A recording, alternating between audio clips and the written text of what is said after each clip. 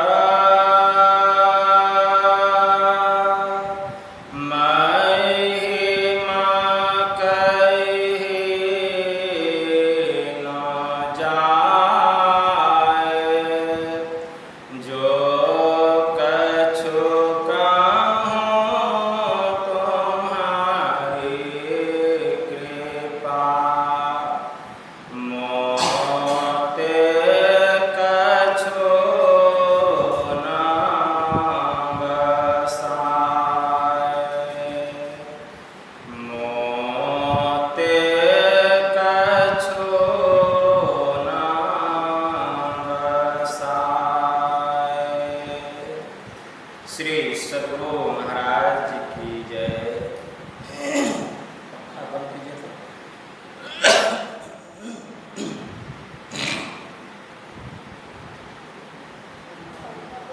अव्यक्त रूप में अनंत श्री परम विभूषित परमाराध्य संत सद्गुरु महाराज के पावन कमल चरणों में बारंबार नमन।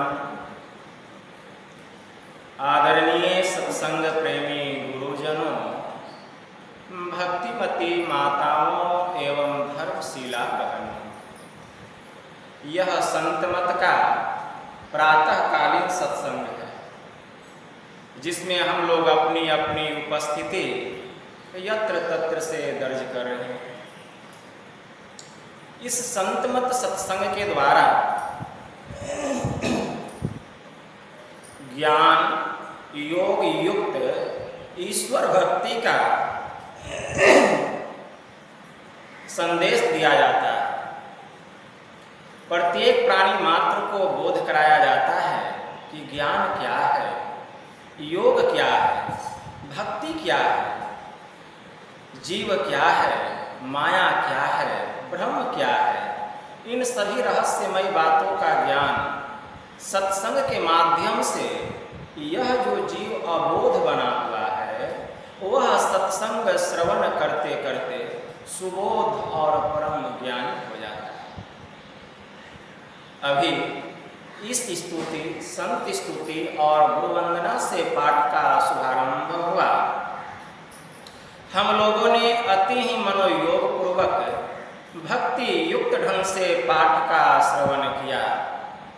तत्पश्चात परमाराध्य के द्वारा स्वलिखित सदग्रंथ सत्संग योग चारों भागों से हम लोगों ने भाग 1 और 4 का भी श्रवण किया। भाग 1 से हम लोग वैदिक मंत्र को श्रवण कर रहे थे। वेद भगवान उपदेश के क्रम में कहते हैं, ओम स योजत उरु गायस्य जुटिम वृथा क्रीदंतम मीमीते न गावः परिनसं क्रीणोते तिम श्रृंगो दीवा हरिदृष्टे नप मृजः। इस मंत्र के द्वारा वेद भगवान उपदेश करते हैं कि हे मनुष्यों, हाथ, पैर, मुंह, गुदा, लिंग, रसना, आंखें, नाक, कान, यह तो बाह्य इंद्रियां हैं। यहाँ तक कि अंतःकरण की जो इंद्रियां हैं, मन, बुद्धि आदि के द्वारा ब्रह्म की साक्ष का करना झूठ ही एक खेल करना है, क्योंकि वह इंद्रियातीत है, इनसे वह जाना नहीं जा सकता। हाँ, पूर्व मंत्रोक्त परमहंस जोगी, जिसकी ज्योति शरीर के बाहर और भीतर चंद्र सूर्य आदि अनेकों लोक लोकांतरों में तेज और नाना प्रकार की ज्योतियां प्रकट करती है, और उस सोम को जो विस्पष्ट प्रकाश से युक्त होकर दिन और रात प्रकाशित होता है, प्राप्त करते हैं। अब विचार कीजिए कि वह ब्रह्म का स्वरूप कैसा है, वह परमात्मा का स्वरूप कैसा है। वह किसी भी इंद्रियों के द्वारा ग्रहण होने वाला नहीं है। यहां तक कि भीतर की जो सूक्ष्म इंद्रियां हैं, मन बुद्धि, उससे भी वह ग्रहण नहीं किया जा सकता। तब वह कैसे ग्रहण किया जा सकता है? तो इसका जवाब यम ने नचिकेता को दिया। यम देवता ने नचिकेता से कहा कि हे नचिकेता, नायमात्मा प्रवचनेन लभ्यो न मेधया न बहुना श्रुतेन यमे वैश्वृणोते तेन लभ्य ऐस आत्मा विवृणुते तनु स्वाम। यह आत्मा नाना प्रकार के वेदाध्ययन द्वारा ग्रहण होने योग्य नहीं। न तो बहुत अधिक प्रवचन सुन करके ही हम उसको ग्रहण कर सकते हैं, न तो बहुत अधिक धारणा शक्ति के द्वारा ही हम उसको ग्रहण कर सकते हैं। न मेधया न बहुना श्रुते, न तो बहुत श्रवण शक्ति के द्वारा ही उसको ग्रहण किया जा सकता है। तब फिर उसको कैसे ग्रहण किया जा सकता है? यमे वैश्वृणोते तेन लभ्य ऐस आत्मा विवृणोते तनु स्वाम। साधक जिस आत्मा का वर्ण करता है, मतलब ध्यान करता है, उसी वर्ण किए हुए आत्मा से यह आत्मा अपने स्वरूप को प्रकाशित कर देती है, और उसी प्रकाशित आत्मा से ब्रह्म के स्वरूप का ज्ञान होता है, उनकी पहचान होती है। कब? जब हम अपने को प्रकाशित कर लेते हैं, जब हम अपने को जड़ से फुटा लेते हैं। जड़ और चेतन की जो गांठ पड़ी हुई है, जड़ चेतन ही ग्रंथि पड़ी गई, यद्यपि मृषा छुटत कठिनाई। जड़ और चेतन की जो गांठ पड़ गई है, जड़ से जब चेतन को अलग कर लेते हैं, तब चेतन आत्मा के द्वारा ही उस परमात्मा का ज्ञान होता है, उसकी पहचान होती है। जब तक यह चेतन आत्मा जड़ के संग में रहेगी, इस शरीर के संग में रहेगी, 5 कर्मेंद्रियां, 5 ज्ञान इंद्रियां, 4 अंतःकरण की इंद्रियों के संग में जब तक यह रहेगी, ब्रह्म के स्वरूप का ज्ञान होने वाला नहीं है, उनकी पहचान होने वाली नहीं। इससे अपने को फुटाना पड़ेगा। स्वामी ब्रह्मानंद जी महाराज की वाणी में आया, जिमी दूध के मथन से निकसत है घीव जतन से, अरे तिमी ध्यान के लगन से पार ब्रह्म लेने आया। जैसे दूध को मथानी से मथ करके हम घी को अलग कर लेते हैं, तब घी से जो काम होना चाहिए हम कर सकते हैं। जब तक दूध में घी है, आपको कहेंगे पूरी छान के निकाल दीजिए, तो निकाल सकेंगे? नहीं निकाल सकेंगे। क्यों नहीं निकाल सकेंगे? दूध में तो घी है, तो फिर क्यों नहीं निकाल सकेंगे? बहुत लोगों का कहना है कि बाबा इस शरीर के भीतर में तो आत्मा है ही, फिर परमात्मा का ज्ञान क्यों नहीं हो रहा? इसलिए नहीं हो रहा है कि यह आत्मा जड़ रूपी शरीर के संग में है। जैसे घी दूध के संग में है, तो घी से जो काम होना चाहिए पूरी तलने का, वह काम नहीं हो रहा है। जैसे ही दूध को मथ करके घी को निकाल लेते हैं, तब हम आसानी से पूरी छान लेते हैं घी को। उसी प्रकार जब हम चेतन आत्मा को इस जड़ से अलग कर लेंगे, तब इस आत्मा से जो ज्ञान होना चाहिए, जो काम होना चाहिए, वह काम होगा प्रभु की पहचान। वह काम हमसे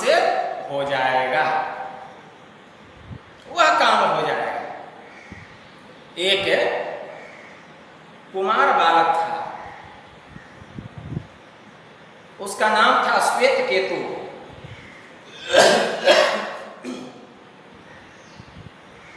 श्वेत केतु एक दिन अपने पिता महर्षि उद्यालक के पास पहुंचा और जाकर के अपने पिताजी से कहा कि पिताजी, मैं जानना चाहता हूं कि ब्रह्म का स्वरूप कैसा है। मैं जानना चाहता हूं कि ब्रह्म का स्वरूप कैसा है। तब महर्षि उद्दालक ने अपने पुत्र से कहा, प्रिय वत्स, आंख जिसे देख नहीं सकती बल्कि जिससे यह आंख देखती है उसी को तू ब्रह्म जान। कान जिसे सुन नहीं सकता बल्कि जिससे यह कान सुनता है उसी को तू ब्रह्म जान। मन जिसका संकल्प विकल्प नहीं कर सकता बल्कि जिससे यह मन संकल्प विकल्प करता है, मनन करता है, उसी को तू ब्रह्म जान। बुद्धि जिसका निर्णय नहीं कर सकती बल्कि जिससे यह बुद्धि निर्णय लेती है उसी को तू ब्रह्म जान। वह बालक बड़ा बुद्धिमान था। वह कहता है, पिताजी, आंख जिसे देख नहीं सकती, आंख जिसे देख नहीं सकती, कान जिसे सुन नहीं सकता, मन के द्वारा जिसका मनन नहीं किया जा सकता, संकल्प विकल्प नहीं किया जा सकता, बुद्धि जिसका निर्णय नहीं कर सकती, तो उस ब्रह्म का अस्तित्व कैसे माना जाए, उसकी स्थिति कैसे मानी जाए।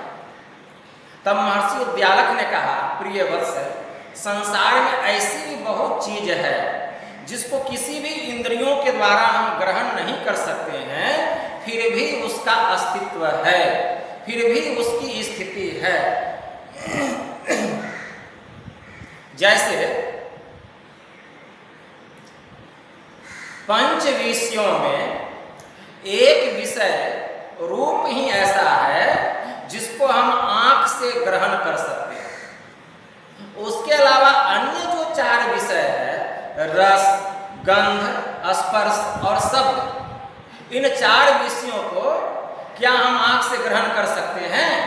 नहीं कर सकते हैं। तो क्या उसका अस्तित्व नहीं है, उसकी स्थिति नहीं है? वह बालक बड़ा समझदार और विद्वान था। वह कहता है, पिताश्री, आपका कहना तो बिल्कुल सत्य है, लेकिन अन्य 4 विषयों को ग्रहण करने के लिए हमारे पास आंख के अलावा और अन्य 4 ज्ञानेंद्रियां है।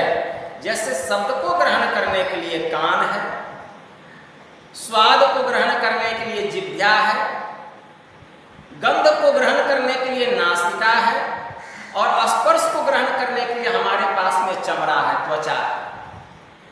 लेकिन आपने तो कहा कि वह ब्रह्म का स्वरूप ऐसा है कि उसको किसी भी इंद्रियों के द्वारा ग्रहण नहीं किया जा सकता। तो वह बालक की बात सुनकर महर्षि उद्यालक कहते हैं अपने पुत्र से, प्रिय वत्स, संसार में ऐसी भी बहुत सी चीजें हैं जिसको किसी भी इंद्रियों के द्वारा ग्रहण नहीं किया जा सकता। तो वह बालक कहता है, पिताश्री, मुझे आपकी बात समझ में नहीं आई। यह सुनकर महर्षि उद्यालक कहते हैं, ठीक है प्रिय वत्स, ऐसा करो, जाओ, पास में जंगल है, एक बट वृक्ष का फल लेकर के आओ। वह बालक दौड़ता हुआ गया और सामने से एक बट वृक्ष का फल लेकर के आया और अपने पिताजी के हाथ में देने लगा। यह देखकर महर्षि उद्यालक कहते, प्रिय वत्स, इसे मुझे नहीं देना है, इसको तुम पहले फोड़ो। उसको फोड़ा, उसमें से बहुत सारे दाने निकले। अब महर्षि उद्यालक कहते हैं, प्रिय वत्स, इनमें से एक दाना निकालो। तो उसमें से वह बालक एक दाना निकाला। अब महर्षि उद्यालक कहते, इसको भी तोड़ो। उस दाने को भी तोड़ा तो उससे 2 दाल निकली। महर्षि उद्यालक कहते हैं, प्रिय वत्स, अब यह बतलाओ, इन 2 दालों के बीच में क्या है? वह बालक कहता है, पिताश्री, इन 2 दालों के बीच में कुछ भी नहीं है। यह सुनकर महर्षि उद्यालक कहते हैं, प्रिय वत्स, यह तुम कैसी बात करते हो? अरे तुम तो इतने बड़े विद्वान हो और तुम कहते हो कि इन दो दालों के बीच में कुछ भी नहीं है। इन दो दालों के बीच में कुछ नहीं है तो इतना बड़ा विशाल वट वृक्ष कैसे हो गया? यह जो तुम इतना बड़ा विशाल वट वृक्ष देख रहे हो, यह इन्हीं दो दालों के बीच से निकला, लेकिन वह सूक्ष्म होने के कारण हमारी आंखों से दिखाई नहीं दे रहा। हमारी आंखों से दिखाई नहीं दे रहा, तो इसका मतलब तुम यह नहीं समझो कि इसका अस्तित्व नहीं है। इन दो दालों के बीच में कुछ अवश्य है जो सूक्ष्म रूप में है। उसी प्रकार वह परमात्मा तो सूक्ष्म अति सूक्ष्म है, उसको हम कैसे किसी इंद्रियों के द्वारा ग्रहण कर सकते? तब उस बालक की बुद्धि में बात धंस गई, यह बात धंस गई। वह भी समझ गया कि हाँ, इन दो दालों के बीच में कुछ तो जरूर है जो कि सूक्ष्म होने के कारण हमारी आंखों से ग्रहण नहीं हो रहा, और वहीं से इतना बड़ा विशाल वट वृक्ष का अंकुर निकला, फिर इतना बड़ा वट वृक्ष बन करके तैयार हो गया। उसी प्रकार परमात्मा सूक्ष्म अति सूक्ष्म है जो किसी इंद्रियों के द्वारा ग्रहण होने योग्य नहीं। अब वह बालक कहता है कि पिताश्री, जो परमात्मा ऐसा है, जो ब्रह्म ऐसा है, तो इसका मतलब है कि वह अप्राप्य है, मतलब उसको ग्रहण नहीं किया जा सकता है। यह सुनकर महर्षि उद्यालक ने कहा, नहीं पुत्र, उसको ग्रहण किया जा सकता है। कैसे? तो ध्यान से सुन लो। जैसे आंख दृश्य का ज्ञान करा देती है, कान शब्द का ज्ञान करा देता है, नासिका गंध का ज्ञान करा देती है, जिह्वा स्वाद का ज्ञान करा देती है, वैसे ही यह चेतन आत्मा ब्रह्म के स्वरूप की पहचान करा देता है। जैसे एक एक विषय को ग्रहण करने के लिए हमारे पास एक एक इंद्रियां हैं, एक एक इंद्रियों के द्वारा हम एक एक विषय को ग्रहण करते हैं। कोई अगर हमसे पूछे कि रूप क्या है, तो एक सेंटेंस में हम जवाब देते हैं, नेत्र से जो ग्रहण हो उसे रूप कहते हैं। कोई हमसे पूछे शब्द किसे कहते हैं, तो कर्ण से जो ग्रहण हो उसे हम शब्द कहते हैं। कोई हमसे पूछे कि स्वाद किसे कहते हैं, तो जिह्वा से जो ग्रहण हो उसे हम स्वाद कहते हैं।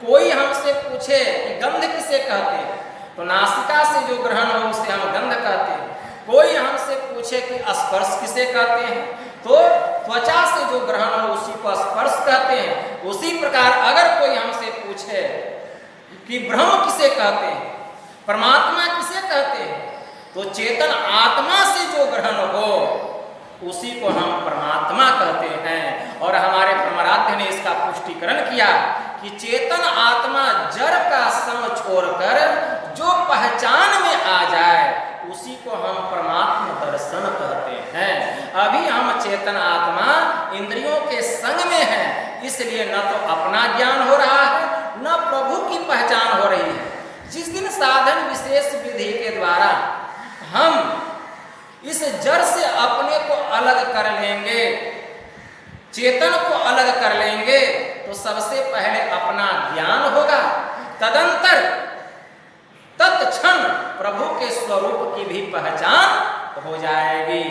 बाबा कबीर की वाणी में आया, स्वरूप अखंडित व्यापी चेतनस्य चेतन, ऊंचे नीचे आगे पीछे दाहिने बाएं अनन्य, अरे बढ़ते बड़ा छोटते छोटा, मी ही ते सब लेखा, और सबके मध्य निरंतर वह साईं, दृष्टि दृष्टि सो देखा, चाम चश्म सो नजर न आवे, खोजू रूह के नैना, अरे चुन चगुन वजुद न मानो ते सुधा नमुना ऐना।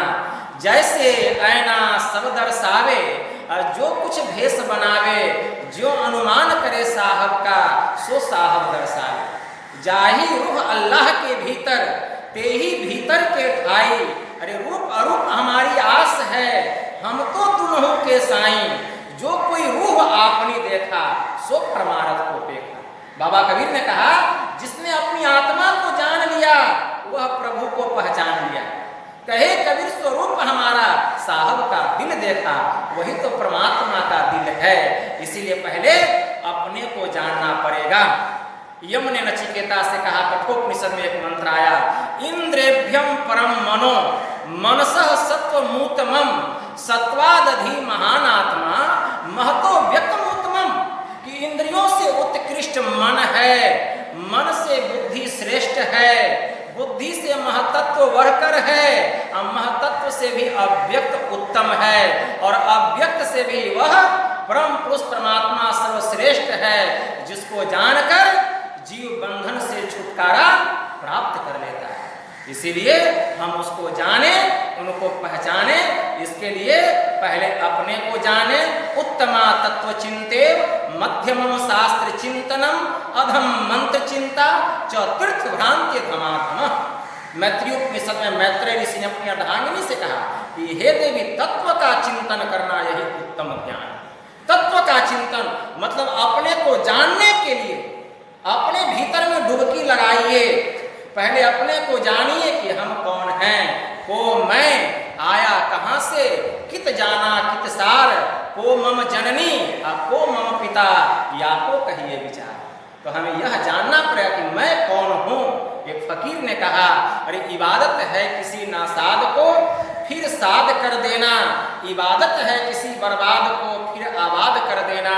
यही सीखा है सागर हमने मुर्शिद के कदम को छूकर, खुदा से हो अगर मिलना पता खुद का लगा लेना। अगर हमें खुदा से मिलना है, उनका दीदार करना है, तो पहले खुद का दीदार करना पड़ेगा, पहले खुद का पता लगाना पड़ेगा। इसीलिए खुद को मिटाओ, खुदा मिल जाएंगे। खुद को मिटाना मतलब अपने अहंकार को मिटाओ। जब तक हमारे भीतर में काम, क्रोध, लोभ, मोह, मद, मात्सर्य ये षड्विकार भरे रहेंगे, अपना ज्ञान नहीं होगा, अपनी पहचान नहीं होगी। इसके लिए नित्य प्रति हम सत्संग करें, ध्यान करें।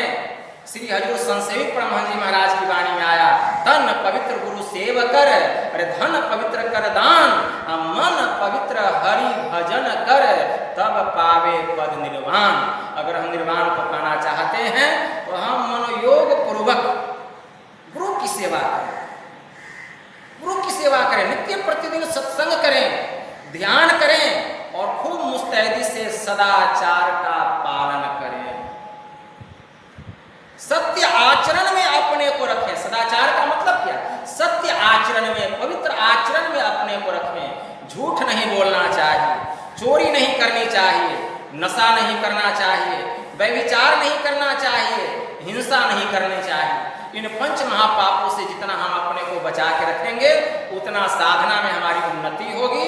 एक दिन ईश्वर की कृपा होगी और हमें आत्म साक्षात्कार हो जाएगा और प्रभु की पहचान हो जाएगी। सदा के लिए दुखों से छुटकारा मिट जाएगा।